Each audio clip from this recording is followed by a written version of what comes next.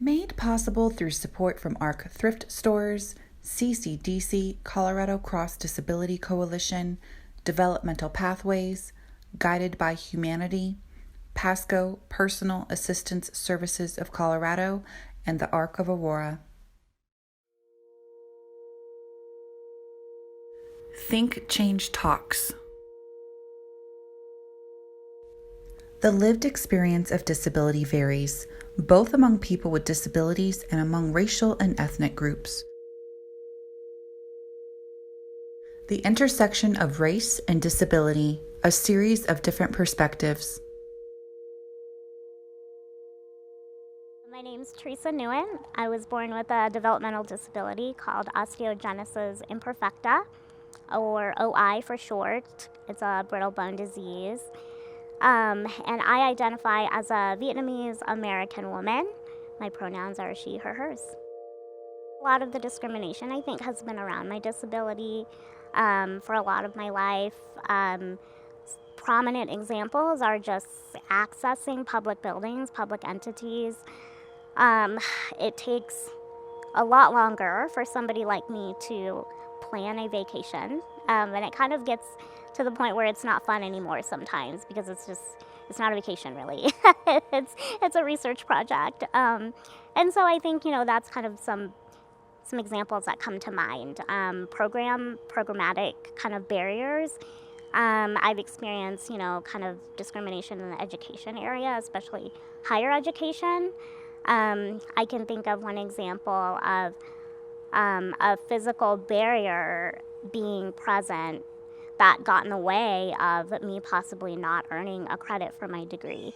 A human anatomy class, for example. And the discrimination was truly present when the university offered to just give me the credit and not have me attend the class, because they were not open to actually fixing the barrier.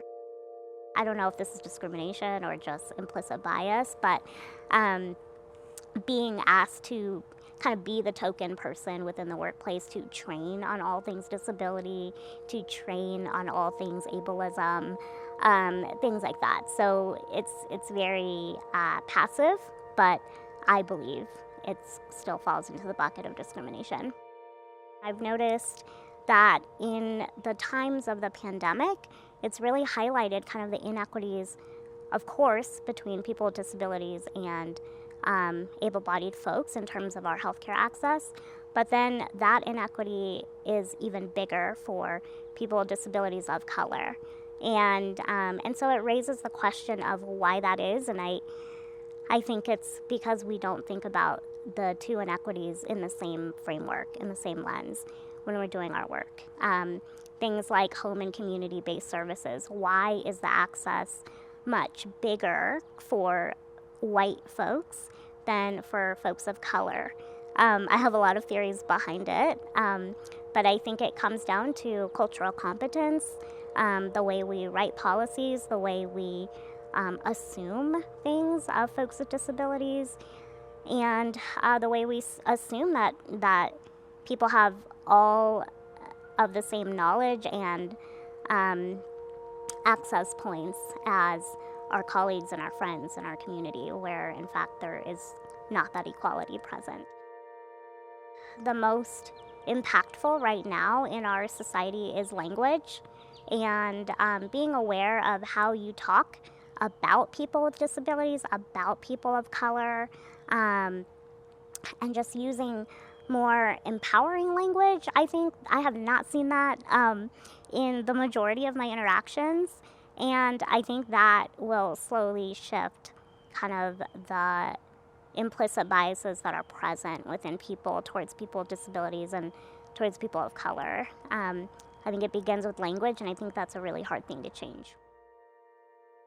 We, as society, as policymakers, as program developers, as designers, just really think about a person with a disability having multifacets, just like the average person. I think we are very easy to think about, what the able-bodied colleague of ours experiences as a sister, as a person of color, as a mom. But I don't know if we think about people with disabilities the same way. And so I think the conversation needs to shift there when we're talking about accessibility and equity and inclusion. It's just time that we start thinking about that.